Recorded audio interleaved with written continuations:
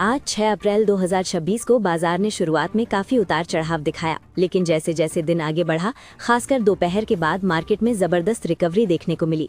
एक समय तो ऐसा लग रहा था कि निफ्टी 22,300 के ऊपर बंद हो सकता है, लेकिन आखिर में करीब 22,968 के आसपास क्लोजिंग दी, जो लगभग 1.12% की रिकवरी दर्शाता है।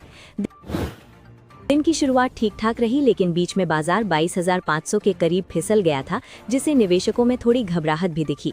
हालांकि दोपहर के बाद अचानक एक बड़ी खबर आई और वहीं से मार्केट ने तेजी पकड़ ली और लगभग दिन के हाई के पास क्लोज हुआ। बैंक निफ्टी में भी यही कहानी देखने को मिली, जो शुरुआत में दबाव में था लेकिन बाद में शानदार वापसी करते हुए 52,609 के स्तर पर बंद हुआ, यानी करीब 1,000 पॉइंट की तेजी और लगभग 2% की मजबूती, जो बैंकिंग सेक्टर की ताकत को दिखाता है। अच्छी बात ये रही कि सिर्फ बड़े इंडेक्स ही नहीं बल्कि मिड कैप, स्मॉल कैप और PSU स्टॉक्स में भी रिकवरी देखने को मिली। इसका मतलब ये है कि आज की तेजी सिर्फ कुछ शेयरों तक सीमित नहीं थी, बल्कि पूरे बाजार में खरीदारी का माहौल बना। सेक्टर के हिसाब से देखें तो metal, PSU banks, realty, IT, auto, FMCG और एनर्जी जैसे लगभग सभी सेक्टर में बढ़त रही। खासकर PSU बैंक्स में करीब 2.5% की तेजी आई, जिसकी वजह हाल ही में आए मजबूत Q4 बिजनेस अपडेट रहे।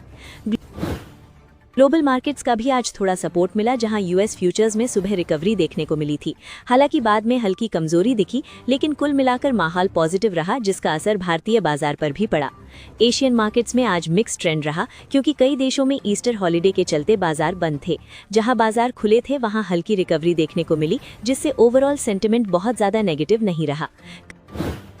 कमोडिटी मार्केट में कच्चे तेल यानी क्रूड ऑयल में पहले तेजी दिखी, लेकिन बाद में एक बड़ी खबर के कारण कीमतों में गिरावट आई। वहीं गोल्ड और सिल्वर में मजबूती बनी रही, जिससे इनसे जुड़े ETF निवेशकों को भी फायदा मिला होगा। भारत का सर्विस PMI डेटा उम्मीद से बेहतर आया, जो 57.2 से बढ़कर 57.5 पहुंच गया। इसका मतलब ये है कि सर्विस सेक्टर में अच्छी ग्रोथ जारी है, भले ही मैन्युफैक्चरिंग सेक्टर थोड़ा कमजोर पड़ा हो। अब बात उस सबसे बड़ी खबर की जिसने बाजार का रुख बदल दिया, US और ईरान के बीच संभावित सीज फायर की चर्चा। खबर आई कि दोनों देश 45 दिन के सीज फायर पर विचार कर रहे हैं, जिससे आगे चलकर स्थायी शांति की उम्मीद बन सकती है। खास बात ये रही कि इस बार ईरान ने भी सीज फायर के लिए सहमति दिखाई है, जिससे इस खबर की विश्वसनीयता बढ़ गई है। हालांकि उसने US की कुछ शर्तों को सख्त बताते हुए मानने से इनकार किया है, लेकिन शांति की दिशा में कदम जरूर बढ़ा है। जैसे ही ये खबर बाजार में आई, करीब 12:30 से 1 बजे के बीच अचानक तेजी आई और बाजार ने तेजी से रिकवरी कर ली। इससे साफ है कि जियोपॉलिटिकल तनाव कम होने की उम्मीद बाजार के लिए बहुत पॉजिटिव ट्रिगर बनती है। हालांकि अभी तक सीज फायर आधिकारिक रूप से साइन नहीं हुआ है, इसलिए जोखिम पूरी तरह खत्म नहीं हुआ है। इसका उदाहरण भी देखने को मिला जब ईरान के साउथ पार्स गैस फील्ड पर हमला हुआ, जिससे ये साफ है कि स्थिति अभी भी संवेदनशील बनी हुई है। रूस की तरफ से भी चेतावनी दी गई है कि अगर ये संघर्ष और बढ़ता है तो इसका असर पूरी दुनिया की अर्थव्यवस्था पर पड़ सकता है, यानी ये सिर्फ एक क्षेत्रीय नहीं बल्कि ग्लोबल रिस्क बना हुआ है। भारत के लिए एक सकारात्मक बात ये रही कि ईरान ने खुद कहा है कि इस पूरे संकट में भारत एक महत्वपूर्ण भूमिका निभा सकता है। इससे ये संकेत मिलता है कि भारत की वैश्विक स्तर पर पकड़ और डिप्लोमेसी मजबूत हो रही है। साथ ही चाबहार पोर्ट को लेकर भी अच्छी खबर आई है, जहां युद्ध खत्म होने के बाद तेजी से डेवलपमेंट बढ़ाने की योजना है। ये भारत के व्यापार और रणनीतिक हितों के लिए काफी फायदेमंद साबित हो सकता है। कुल मिलाकर समझें तो आज की तेजी का सबसे बड़ा कारण जियोपॉलिटिकल टेंशन में संभावित कमी की उम्मीद रही। अगर आने वाले दिनों में सीज फायर आधिकारिक रूप से लागू होता है तो बाजार में और भी मजबूत रिकवरी देखने को मिल सकती है, लेकिन जब तक ये समझौता पूरी तरह साइन नहीं हो जाता तब तक बाजार में उतार चढ़ाव बना रह सकता है। इसलिए निवेशकों को थोड़ी सतर्कता के साथ अपनी रणनीति बनाकर चलना जरूरी है। IRFC ने नई वित्त वर्ष की शुरुआत एक मजबूत डील के साथ की है, जहां कंपनी ने Maharashtra state power generation company limited को 1,000 करोड़ रुपए का टर्म लोन दिया है। इसका मतलब है कि अब IRFC सिर्फ रेलवे तक सीमित नहीं रहकर पावर और इंफ्रास्ट्रक्चर सेक्टर में भी तेजी से विस्तार कर रहा है। पहले IRFC केवल रेल मंत्रालय की फाइनेंसिंग कंपनी थी, लेकिन अब ये पावर, माइनिंग, लॉजिस्टिक्स और अर्बन ट्रांसपोर्ट जैसे सेक्टर्स में भी लोन दे रही है। इसे कंपनी का बिजनेस मॉडल ज्यादा डाइवर्सिफाइड हो रहा है, जो लंबे समय में ग्रोथ के लिए अच्छा संकेत है। हाल ही में हिंदुस्तान उर्वरक और रसायन के साथ 12,842 करोड़ रुपए का बड़ा लोन एग्रीमेंट भी हुआ था, जिससे साफ दिखता है कि अब IRFC अब बड़े बड़े इंफ्रास्ट्रक्चर प्रोजेक्ट्स की फंडिंग में अहम भूमिका निभा रही है। सबसे खास बात यह है कि IRFC अभी भी 0 NPA यानी कोई भी खराब लोन नहीं होने का रिकॉर्ड बनाए हुए है। इसका मतलब है कि कंपनी बहुत सोच समझकर लोन देती है और उसकी फाइनेंशियल क्वालिटी काफ़ी मजबूत बनी हुई है। मैक्स एस्टेट्स ने 2026 में 5,305 करोड़ रुपए की प्री सेल्स हासिल की है, जो लगातार दूसरा साल है जब कंपनी 5,000 करोड़ रुपए से ऊपर बनी हुई है। ये दिखाता है कि रियल एस्टेट सेक्टर खासकर NCR में अब मजबूत डिमांड के साथ आगे बढ़ रहा है। नोएडा और गुरुग्राम के प्रोजेक्ट्स जैसे एस्टेट 105 और एस्टेट 361 में जबरदस्त बुकिंग देखने को मिली, जहां कुछ ही दिनों में हजारों करोड़ की बिक्री हो गई। इसका मतलब है कि अब घर खरीदने वाले असली यूजर ज्यादा एक्टिव हैं, सिर्फ निवेशक नहीं, जिससे बाजार ज्यादा स्थिर बनता है। PC जूलर ने मार्च क्वार्टर में 32% की रेवेन्यू ग्रोथ दिखाई है और पूरे वित्त वर्ष में करीब 49% की बढ़त हासिल की है। साथ ही कंपनी लगातार अपना कर्ज कम कर रही है, जिससे उसकी फाइनेंशियल स्थिति सुधरती दिख रही है। कंपनी ने नेशनल स्किल डेवलपमेंट कॉर्पोरेशन के साथ मिलकर 2 लाख माइक्रो एंटरप्रेन्योर्स तैयार करने का प्लान बनाया है और साथ ही माइनिंग बिजनेस में भी एंट्री ली है। इससे कंपनी आगे चलकर अपना बिजनेस और मजबूत और डाइवर्सिफाइड बनाने की कोशिश कर रही है। गोदरेज कंज्यूमर प्रोडक्ट्स ने बताया कि FMCG सेक्टर में डिमांड और कंज्यूमर सेंटिमेंट Q4 में स्थिर बना रहा है। GST के बाद ट्रेड चैनल सामान्य हो गए हैं और खाने पीने की चीज़ों की महंगाई कम होने से इंडस्ट्री को सपोर्ट मिला है। कंपनी को उम्मीद है कि उसकी सेल्स और वॉल्यूम दोनों में अच्छी ग्रोथ बनी रहेगी, लेकिन कच्चे माल और क्रूड ऑयल की कीमतें बढ़ना एक बड़ा रिस्क बना हुआ है। इसी वजह से कंपनी प्राइस बढ़ाने और कॉस्ट कंट्रोल जैसे कदम उठा रही है ताकि मार्जिन पर ज़्यादा असर न पड़े। आनंद राठी वेल्थ ने अपने निवेशकों के लिए एक बड़ा संकेत दिया है, जहां 9 अप्रैल 2026 को होने वाली बोर्ड मीटिंग में बोनस शेयर जारी करने के प्रस्ताव पर विचार किया जाएगा। अगर ये मंजूर होता है तो लगातार दूसरे साल निवेशकों को बोनस शेयर का फायदा मिल सकता है, जिससे करीब 70,000 रिटेल निवेशकों को सीधा लाभ मिलेगा। मेरीन इलेक्ट्रिकल्स इंडिया को 115 करोड़ रुपए का बड़ा ऑर्डर मिला है, जो लार्सन एंड टूब्रो के जरिए टाटा सेमीकंडक्टर के धोलेरा प्रोजेक्ट से जुड़ा हुआ है। इस प्रोजेक्ट में कंपनी इलेक्ट्रिकल सिस्टम्स जैसे LT बोर्ड्स और पैनल्स की सप्लाई से लेकर इंस्टॉलेशन और टेस्टिंग तक का पूरा काम करेगी, जिससे उसका सेमीकंडक्टर सेक्टर में एक्सपोजर बढ़ेगा। इस ऑर्डर को कंपनी अगले 18 महीनों में पूरा करेगी और खास बात यह है कि ये पूरी तरह से सामान्य बिजनेस डील है, इसमें प्रमोटर की कोई भागीदारी नहीं है। तेजी से बढ़ती सेमीकंडक्टर डिमांड को देखते हुए ऐसे ऑर्डर कंपनी की ग्रोथ को सपोर्ट कर सकते हैं और निवेशकों के लिए इसे एक पॉजिटिव संकेत माना जा रहा है। जाइडस वेलनेस के शेयर में 6 अप्रैल को करीब 18% की जोरदार तेजी देखने को मिली, जो पिछले 17 साल का सबसे बड़ा एक दिवसीय उछाल था। खास बात ये रही कि जब निफ्टी 50 गिरावट में था, तब ये स्टॉक बाजार के ट्रेंड के खिलाफ जाकर तेजी दिखा रहा था, जिससे इसमें अलग तरह की मजबूती नजर आई।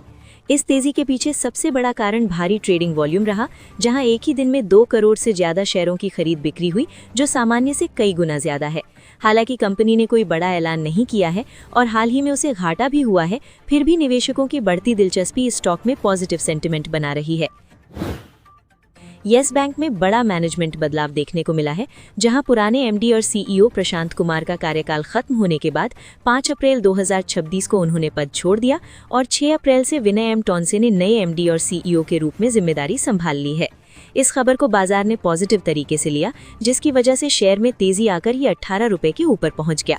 सिर्फ मैनेजमेंट बदलाव ही नहीं, बल्कि इस स्टॉक में विदेशी निवेशकों यानी FII की हिस्सेदारी भी बढ़कर 45.73% तक पहुंच गई है, जो बढ़ते भरोसे का संकेत है। साथ ही रिटेल निवेशक भी लगातार खरीदारी कर रहे हैं, जिससे ये साफ दिखता है कि बाजार में येस बैंक को लेकर सेंटिमेंट धीरे धीरे मजबूत हो रहा है। औरोबिंदो फार्मा की सब्सिडरी क्यूराटेक को अपने एलर्जी ड्रग BP11 यानी ज़ोलैर के बायोसिमिलर के फेज 3 ट्रायल में पॉजिटिव रिजल्ट मिले हैं और कंपनी अब Q2 2026 के अंत तक EMA और FDA से मंजूरी लेने की तैयारी कर रही है, जिससे ग्लोबल मार्केट में बड़ा ग्रोथ मौका बन सकता है।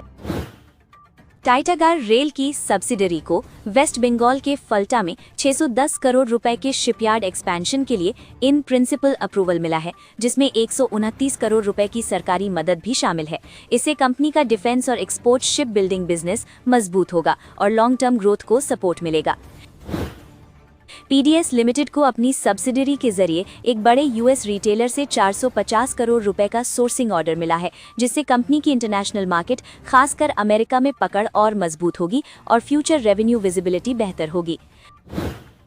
गैलेंट इस्पात ने Q4 अपडेट में पावर प्रोडक्शन में 14% की ग्रोथ, पैलेट प्रोडक्शन में तेज उछाल और स्टील सेल्स में स्टेडी बढ़त दिखाई है, जो बताता है कि कंपनी का ऑपरेशनल परफॉर्मेंस मजबूत बना हुआ है।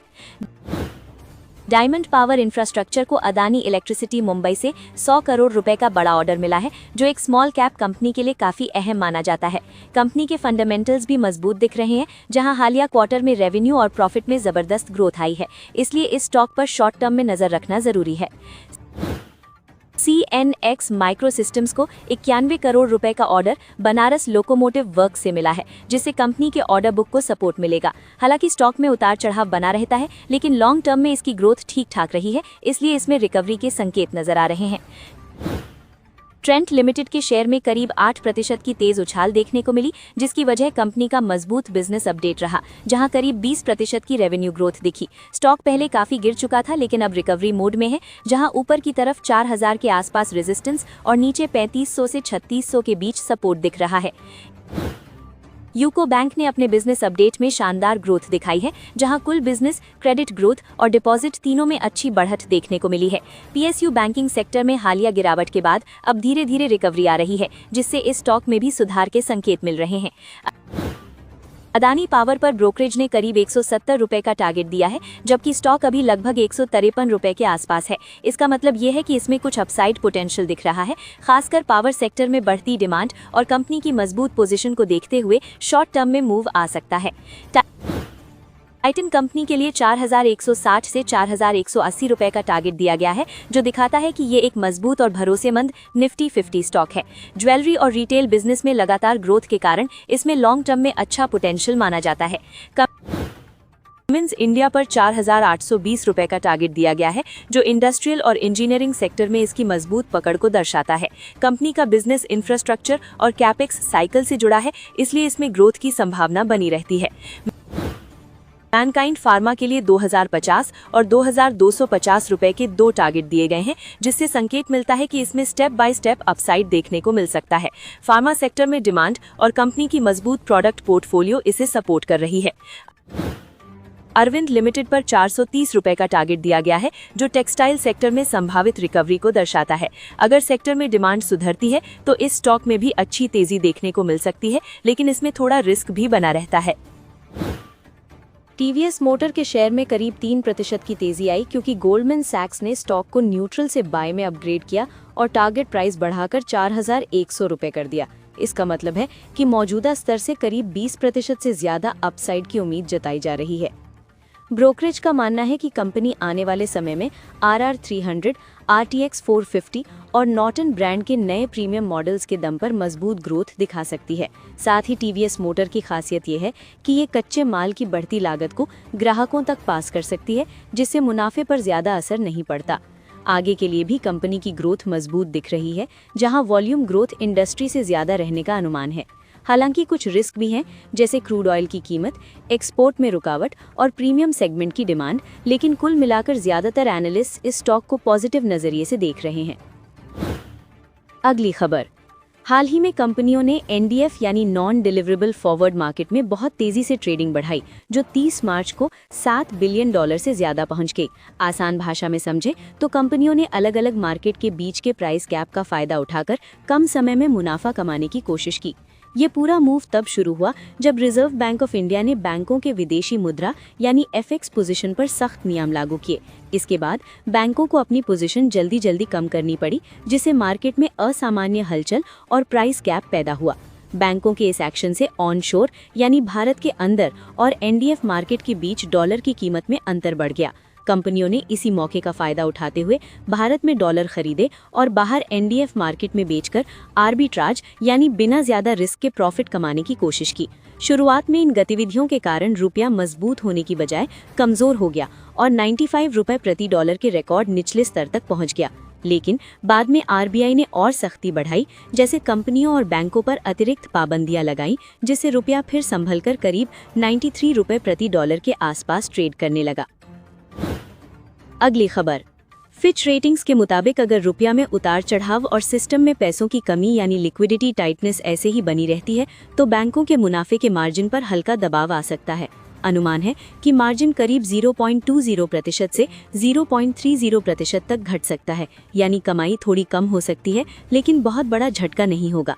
असली दिक्कत यह है कि सिस्टम में फंडिंग थोड़ी टाइट हो गई है, यानी बैंकों के लिए पैसा जुटाना थोड़ा महंगा और मुश्किल हो रहा है। हालांकि रिजर्व बैंक ऑफ इंडिया लगातार लिक्विडिटी बढ़ाने की कोशिश कर रहा है, फिर भी इसका असर पूरी तरह खत्म नहीं हुआ है। अच्छी बात यह है कि ये कोई लंबी अवधि की बड़ी समस्या नहीं मानी जा रही और बैंक मार्जिन अभी भी लगभग 2.8% से 3% के आसपास टिके रह सकते हैं। साथ ही एसएमई से जुड़े लोन में थोड़ा रिस्क जरूर बढ़ रहा है, लेकिन बैंकों के पास पहले से अच्छा बफर और प्रोविजंस मौजूद है, जिससे बड़ा नुकसान होने की संभावना कम है। अगली खबर, सेबी ने कंपनियों को फिर से ओपन मार्केट में शेयर बायबैक करने की अनुमति देने का प्रस्ताव दिया है, जिससे बाजार को एक बड़ा सपोर्ट मिल सकता है। आसान भाषा में समझे तो जब कंपनियां खुद अपने शेयर खरीदती हैं तो गिरते बाजार में एक मजबूत खरीदार मिल जाता है, जिससे गिरावट संभल सकती है। इस कदम से मार्केट में लिक्विडिटी यानी पैसे का फ्लो बेहतर होगा और अचानक होने वाली पैनिक सेलिंग को भी कंट्रोल किया जा सकेगा। एक्सपर्ट्स का मानना है कि ये खास तौर पर ऐसे समय में आया है जब बाजार में उतार चढ़ाव ज्यादा है, इसलिए ये एक स्टेबलाइजर की तरह काम कर सकता है। कंपनियों के नजरिए से देखें तो जिनके पास ज्यादा कैश है वो अपने ही शेयर सस्ते दाम पर खरीदकर फायदा उठा सकती हैं। इससे कंपनी का ईपीएस बढ़ता है और लंबे समय में निवेशकों के लिए वैल्यू क्रिएट होती है, यानी शेयर धारकों को इनडायरेक्ट फायदा मिलता है। पहले बायबैक में टैक्स को लेकर असमानता थी, लेकिन अब नियमों में बदलाव के बाद ये ज्यादा फेयर और ट्रांसपेरेंट हो गया है। साथ ही सेबी सेफगार्ड्स भी लगाएगा ताकि कोई कंपनी कीमत को मैनिपुलेट न कर सके और पूरा सिस्टम निवेशकों के लिए सुरक्षित और भरोसेमंद बना रहे। अगली खबर, कंज्यूमर सेक्टर की ज्यादातर कंपनियों ने चौथी तिमाही में स्थिर और उम्मीद के मुताबिक प्रदर्शन किया है। मैरिको और डाबर जैसे बड़े नामों ने दिखाया कि बिजनेस में ग्रोथ बनी हुई है, जिसका सहारा प्राइस बढ़ोतरी और रिटेल विस्तार से मिला। आगे कंपनियां करीब 3 से 4% तक कीमतें बढ़ा सकती हैं, जिससे रेवेन्यू को सपोर्ट मिलेगा। लेकिन कच्चे माल की लागत अभी भी ऊंची है, इसलिए मुनाफे के मार्जिन पर थोड़ा दबाव बना रह सकता है और ये एक ध्यान देने वाली बात है। इंटरनेशनल मार्केट में कुछ कंपनियों को चुनौती मिल सकती है, खासकर वेस्ट एशिया के तनाव के कारण। इमामी और डाबर जैसी कंपनियों के विदेशी व्यापार पर इसका असर पड़ सकता है, जबकि बाकी एफएमसीजी कंपनियां इससे ज्यादा प्रभावित नहीं दिख रही हैं। जिन कंपनियों की इनपुट लागत कम हो रही है वो इस माहौल में ज्यादा मजबूत नजर आ सकती हैं। Tata consumer products, Nestle India और ब्रिटानिया इंडस्ट्रीज जैसे नाम रिलेटिवली सेफर माने जा रहे हैं। वहीं रिटेल कंपनियां नए स्टोर खोलने की वजह से शॉर्ट टर्म में बेहतर प्रदर्शन कर सकती हैं।